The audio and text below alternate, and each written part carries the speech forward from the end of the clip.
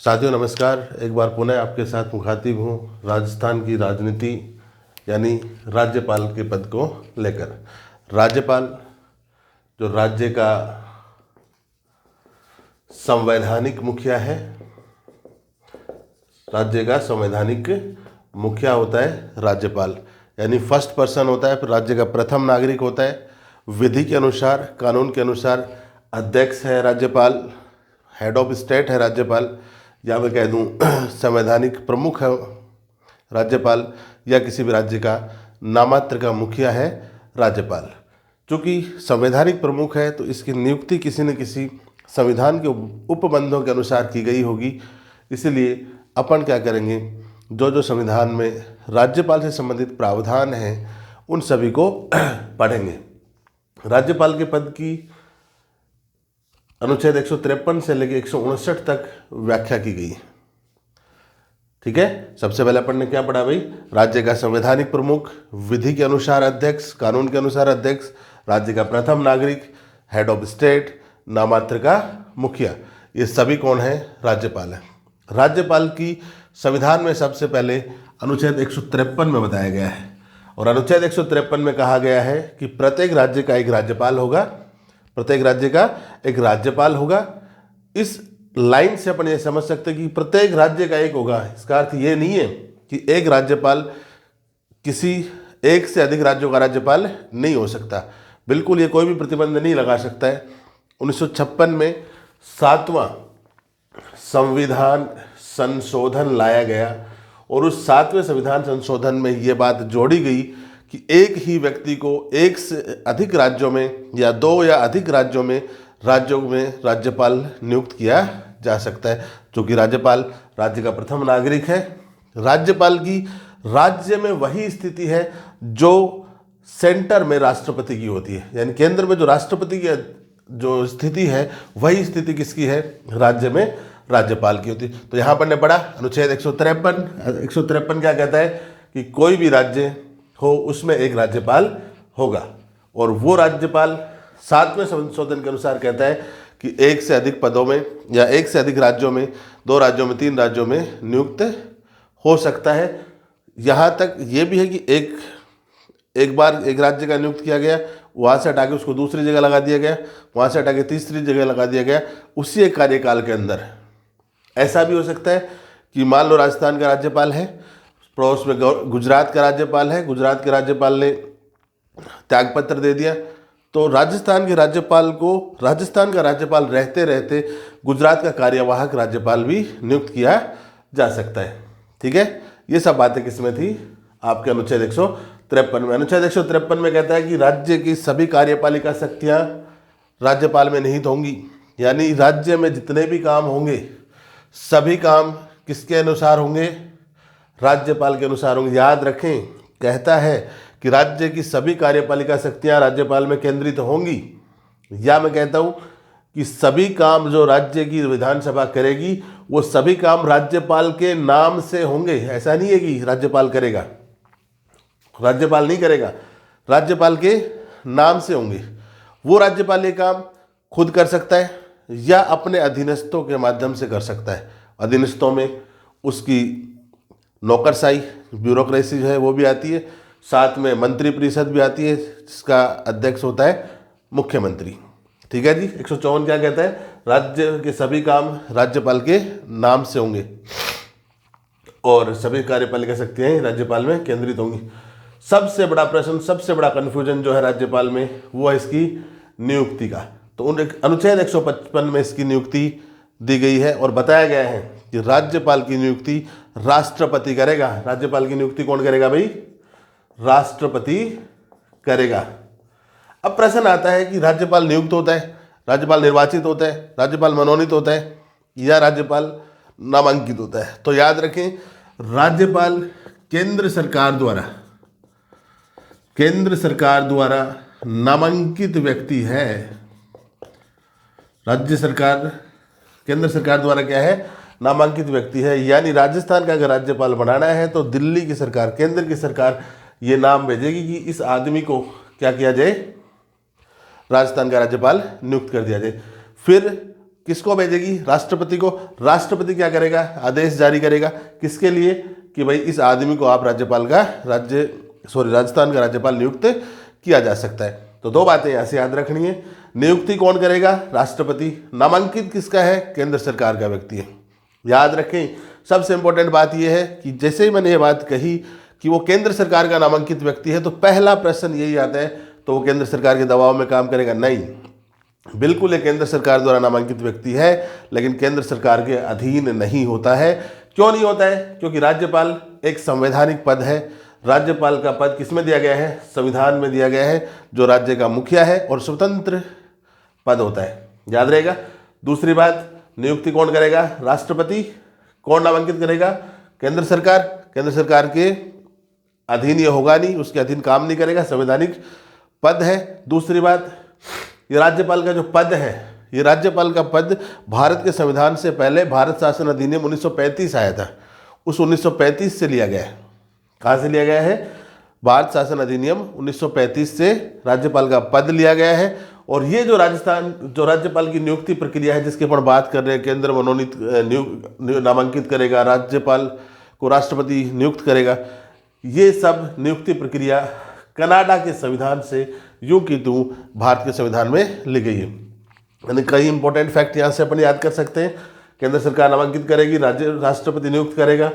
पद कहाँ से लिया गया है? भारत शासन अधिनियम 1935 से। ठीक है भाई। और नियुक्ति प्रक्रिया कहाँ से ली गई है? कनाडा से ली गई है। हालांकि और दूसरा पक्ष इसका ये भी है कि ऐसा माना जाता है कि कुछ परंपराओं का पालन भी इसकी नियुक्ति के समय किया जाता है। वो केंद्र सरकार की मंशा पर निर्भर करता है कि वो परंपराओं का पालन करती है या नहीं करती है। एक परंपरा तो ये है कि जब किसी भी राज्य का राज्यपाल नियुक्त किया जाता है तो उस राज्य के मुख्यमंत्री के साथ परामर्श किया जाना चाहिए, ताकि दोनों के बीच में अंडरस्टैंडिंग अच्छी रहे, दोनों राज्य के विकास के लिए सुचारू रूप से कार्य कर सकें। दूसरी परंपरा ये है कि राष्ट्रपति ये तय करे, यानी मैं कह रहा हूँ कि कोई प्रावधान नहीं है, केवल क्या है, परंपरा है कि किसी व्यक्ति को जो राज्यपाल बनाया जाना है वो उसी राज्य का नागरिक ना हो।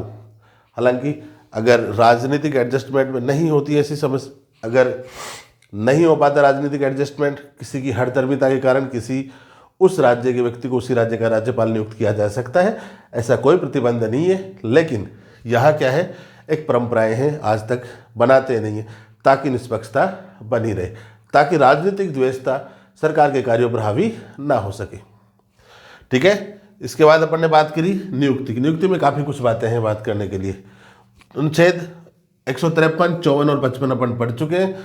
53 में तो सीधा सीधा कहा गया कि राज्यपाल होगा, 7वां संशोधन कहेगा एक से अधिक राज्यों का होगा। 54 कहता है सभी काम राज्यपाल के नाम से होंगे। 55 में मोटी मोटी कई बातें। अनुच्छेद 156 में आता कार्यकाल। देखो जी, सबसे पहले मैं कहता हूं कि अधिकतम 5 वर्ष तक रह सकता है। अधिकतम कितने वर्ष तक रह सकता है? 5 वर्ष तक। लेकिन यहाँ एक लाइन जोड़ी जाती है कि राज्यपाल राष्ट्रपति के प्रसाद पर्यंत कार्य करता है। प्रसाद मतलब उसके प्रसाद पर कार्य करता है, यानी उसकी इच्छा पर निर्भर करता है कि वो किसी राज्यपाल को कितने दिन तक नियुक्त करता है। अगर वो कहता है कि साहब 2 साल हो गए, अब आपको हटना पड़ेगा, उसको हटा दिया जाए, हटा के घर बैठा दिया जाए। जरूरी नहीं कि 5 साल का कार्यकाल पूरा करे। फिर 2 साल बाद उसको याद आया कि हाँ, उस आदमी को 2 साल में हटा दिया था, अब उसको वापस 3 साल के लिए कहीं भी भेज दिया जाए। लेकिन अधिकतम कितने साल पूरा करेगा? 5 साल पूरा करेगा। तो 2 बातें याद रखें, अधिकतम 5 वर्ष तक रह सकता है और काम करता है राष्ट्रपति के प्रसाद पर्यंत। अब 5 वर्ष से कम कार्यकाल की क्या शर्तें हो सकती हैं? हो सकता है वो राज्यपाल राष्ट्रपति को इस्तीफा भेज दे, अपने हस्ताक्षर करके भेज दे कि मैं इस पद पर कार्य करने में समर्थ हूँ। लेकिन अगर वो ऐसा करता है कि उसने इस्तीफा दे दिया है, त्यागपत्र दे दिया है कि वो इस राज्यपाल के पद का निर्वहन करने के लिए असमर्थ है, तो वो तब तक पद पर बना रहेगा जब तक कि नया राज्यपाल या उसका उत्तराधिकारी पद पर नहीं आता है। ऐसा बहुत बार हुआ है। अगर मुझे याद है सही तो मेरे को याद है कि हरियाणा में एक राज्यपाल हुआ करते थे जिनका नाम था BN चक्रवर्ती। और BN चक्रवर्ती साहब का कार्यकाल हो गया था पूरा। और BN चक्रवर्ती साहब का कार्यकाल पूरा होने के बाद उन्होंने लगातार 3 साल तक कार्य किया, कार्यकाल पूरा होने के बाद उसका उत्तराधिकारी नियुक्त न होने की शर्त पर कितने साल तक और कार्य किएगा, 3 साल तक और उसी पद पर बने रहे। हालांकि कार्यकाल की समाप्ति के बाद का जो समय है जिस पर वो कार्य करता है उसे वो वेतन भत्ते प्राप्त नहीं होते, उसे प्रतिदिन के वेतन पर कार्य करना होता है। और राज्यपाल का पद रिक्त होने की क्या स्थितियाँ हो सकती हैं? अचानक खराब हो जाए, अचानक पद रिक्त हो जाए यानी मृत्यु हो जाए, मृत्यु को प्राप्त कर ले, या उसके स्वास्थ्य संबंधी समस्याएं हो जाए। अब मृत्यु प्राप्त हो जाए, स्वास्थ्य संबंधी समस्या हो जाए, त्यागपत्र दे दे, तो अचानक पद रिक्त होगा। तो अपन कहते हैं कि जब तक उत्तराधिकारी नहीं आता तब तक राज्यपाल पद पर रहेगा। इसका मतलब राज्यपाल का पद रिक्त नहीं होगा। राज्यपाल का पद रिक्त नहीं होगा तो क्या होगा? फिर अचानक पद से हट गया, हटते ही उस राज्य के उच्चतम न्यायालय का जो न्यायाधीश है वो कार्यवाहक राज्यपाल के रूप में कार्य करेगा और तब तक कार्य करता रहेगा जब तक कि उस राज्य में नए राज्यपाल की नियुक्ति नहीं की जाती है। तीसरी शर्त, यानी मैंने क्या कहा कि 5 साल अधिकतम, राज्यपाल के प्रसाद पर्यंत, त्यागपत्र दे सकता है, मृत्यु को प्राप्त कर सकता है, स्वास्थ्य संबंधी कारण हो सकते हैं, और सबसे अंतिम बात है कि हो सकता है उसके कार्य से राष्ट्रपति संतुष्ट ना हो, राष्ट्रपति उसे बर्खास्त भी कर सकता है। और याद रखें ये प्रश्न आ सकता है, राजस्थान में भी 1981 की बात है, रघुकुल तिलक साहब होते थे, राजस्थान के राज्यपाल रघुकुल तिलक थे, और रघुकुल तिलक को राष्ट्रपति शासन के दौरान उस समय के राष्ट्रपति ने अब उसके पद से बर्खास्त कर दिया था। ठीक है दोस्तों, यहाँ पर हमने बात करी कार्यकाल की। कार्यकाल 5 वर्ष अधिकतम, राष्ट्रपति के प्रसाद पर्यंत, अचानक अगर रिक्त हो जाए तो हाई कोर्ट का मुख्य न्यायाधीश, या मुख्य न्यायाधीश नहीं है तो उस कोर्ट का सबसे वरिष्ठ न्यायाधीश उस पद पर कार्यवाहक का कार्य करेगा। राष्ट्रपति बर्खास्त कर सकता है, तिलक साहब को बर्खास्त भी किया जा सकता है। अगर नया राज्यपाल की नियुक्ति में समय लगता है तो प्रतिदिन के वेतन पर काम भी कर सकता है। बीएन चक्रवर्ती साहब हरियाणा के हैं, इन्होंने काम किया भी है। उसके बाद आता है अनुच्छेद 157। अनुच्छेद 157 में राष्ट्रपति के पद के लिए योग्यताएं लिखी गई हैं। आपके दिमाग में चल रहा होगा राज्यपाल के पद के लिए क्या लिखी गई हैं? योग्यताएं या अहर्ताएं लिखी हुई हैं। आपको लग रहा होगा कि अगर राज्यपाल बनना है तो बहुत सारी योग्यताएं होंगी। देखो, योग्यताएं, व्यक्तित्व तो अच्छा होना ही है, सामाजिक जीवन में काम अच्छे किए जाने आवश्यक हैं, अन्यथा तो उस पद तक नहीं पहुंच सकता। लेकिन संवैधानिक प्रावधान जो है, संविधान में केवल 2 ही बातें लिखी गई हैं कि वो भारत का नागरिक हो, यानी जो व्यक्ति राज्यपाल पर नियुक्त किया जाना है वो क्या हो? भारत का नागरिक हो, और उस समय तक जब उसे राज्यपाल नियुक्त किया जाना है तो वो 35 वर्ष की आयु को प्राप्त कर चुका हो। अगर वो 35 वर्ष से कम है तो उसे नियुक्त नहीं किया जा सकता।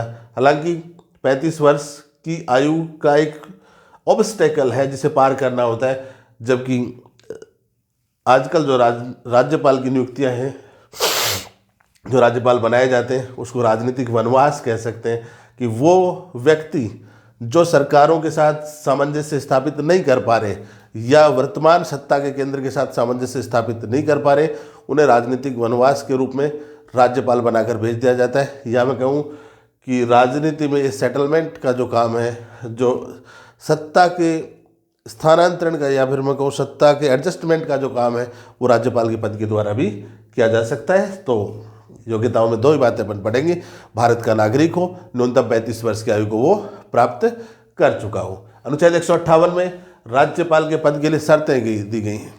पहली शर्त यह है कि न तो वो एमएलए होगा न ही एमपी होगा, नहीं, यानी न तो वो विधानसभा का सदस्य होगा, अगर विधान परिषद है तो विधान परिषद का सदस्य भी नहीं होगा, लोकसभा का सदस्य नहीं होगा, राज्यसभा का सदस्य भी नहीं होगा। अगर वो पहले से है तो जिस दिन उसे राज्यपाल के पद पर नियुक्त किया जाएगा उस दिन तक या तो वो अपने पद से इस्तीफा दे देगा, त्यागपत्र दे देगा, या अगर वह त्यागपत्र नहीं देता है तो राज्यपाल के पद पर नियुक्त किया जाता है, शपथ ग्रहण के समय ही उसकी सभी सदस्यताएं स्वतः रद्द मान ली जाएंगी, स्वतः समाप्त मान ली जाएंगी।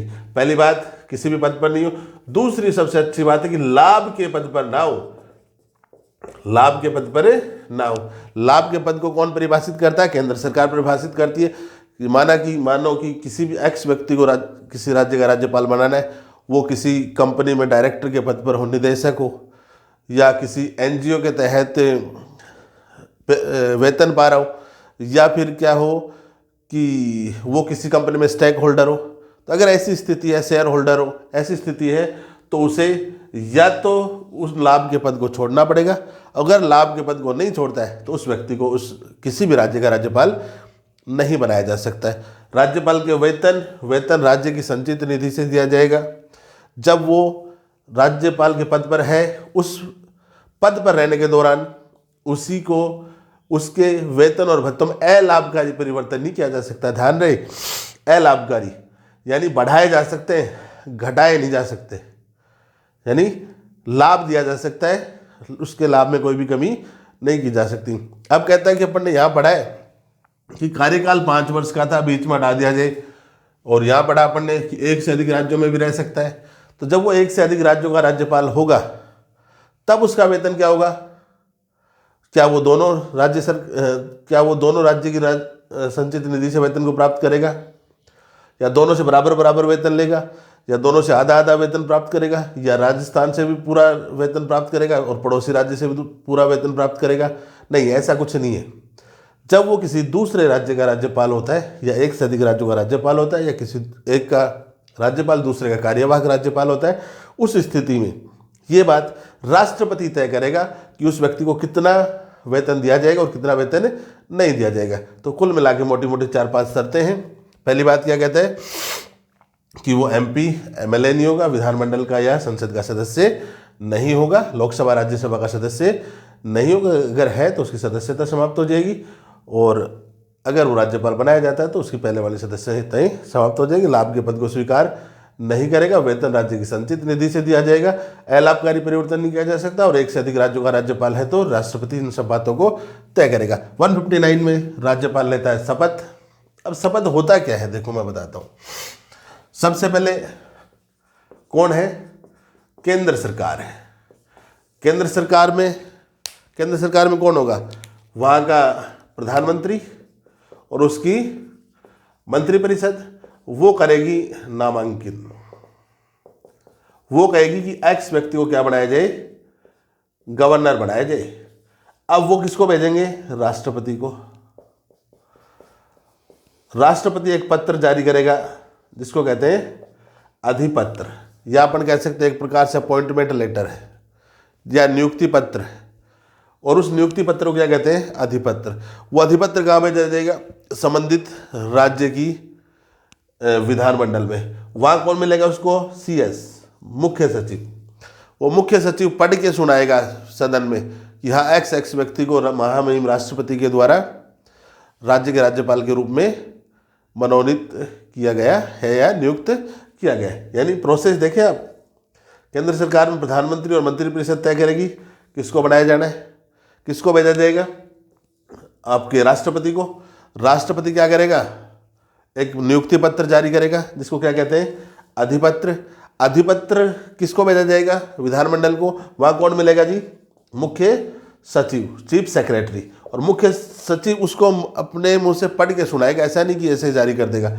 और उसके बाद राज्यपाल लेगा शपथ अनुच्छेद 159 के तहत, अनुसूची 3 के तहत। अनुसूची 3 में बताएगी प्रावधान के अनुसार क्या लेगा? शपथ। राज्यपाल की शपथ का प्रावधान अनुच्छेद 159 में। राज्यपाल की शपथ में कुछ नहीं है, कहता है कि मैं एक्स व्यक्ति ईश्वर की शपथ लेता हूँ कि मैं श्रद्धापूर्वक इस राज्य के राज्यपाल के रूप में पद का कार्यपालन और राज्यपाल के कर्तव्यों का निर्वहन करूँगा। ठीक है जी, ये बात रखें आप, अधिपत्र वाली और CS वाली। आज अपन ने पढ़ लिया है जितने भी संवैधानिक प्रावधान थे। कल की क्लास में अपन पढ़ेंगे राज्यपाल की शक्तियाँ, जितने भी 5 या 6 प्रकार की हैं कि कार्यपालिका शक्तियाँ क्या है, विधायी शक्तियाँ क्या है, वित्त के मामले में क्या है, न्याय के मामले में क्या है, या स्वविवेक क्या होगा, या उसकी शक्तियों के अलावा अधिकार के अलावा कोई जिम्मेदारियाँ भी बनती हैं या नहीं बनती है। जैसे अपन इन सबको पढ़ लेंगे। आज का पहला पार्ट है जिसमें राज्यपाल के संवैधानिक प्रावधान पढ़े। कल वाले में राज्यपाल की शक्तियों के बारे में डिस्कस करेंगे, और उसके बाद अपन पढ़ेंगे आज तक के राजस्थान के जितने भी राज्यपाल रहे हैं उनका क्रम क्या है, उनका कार्यकाल क्या है, और उन्होंने किसको कार्यकाल से पहले हटा दिया गया, किसको बर्खास्त कर दिया गया, कौन एक से अधिक बार रहा है, कौन कार्यवाहक रहा है, कौन कार्यवाहक के साथ राज्यपाल भी रहा है, ये सब बातें वहाँ पर पढ़ेंगे। और आपको मैं बता दूं कि ये जो टॉपिक है ये राजस्थान से संबंधित जितने भी हैं, चाहे आप रीट का दें, 3rd ग्रेड का दें, 2nd ग्रेड का दें, 1st ग्रेड का दें, RAS, EO, RO, RMSSB की, इवन राजस्थान पुलिस कांस्टेबल तक भी ये टॉपिक पूछा जाता है। और पूछा क्या जाता है, यहाँ से हर बार प्रश्न अटेम्प्ट होता है। और हमारा विश्वास करें, अगर आपने हमारे इन 3 वीडियो को सपोर्ट किया तो यहाँ से प्रश्न बाहर नहीं जाएगा। ये हमारी जिम्मेदारी है, हर चीज़ को हम डिटेल से डिस्कस करेंगे। जैसा कि आपने पीछे वाले वीडियो में देखा ही होगा, इस वाले में आप देख ही रहे कि अपन ने 7 अनुच्छेद के लिए लगभग आधे घंटे का समय ले रहे हैं। इसका मतलब डिटेल से डिस्कशन तो हो ही रहा है। धन्यवाद। जय हिंद, जय भारत।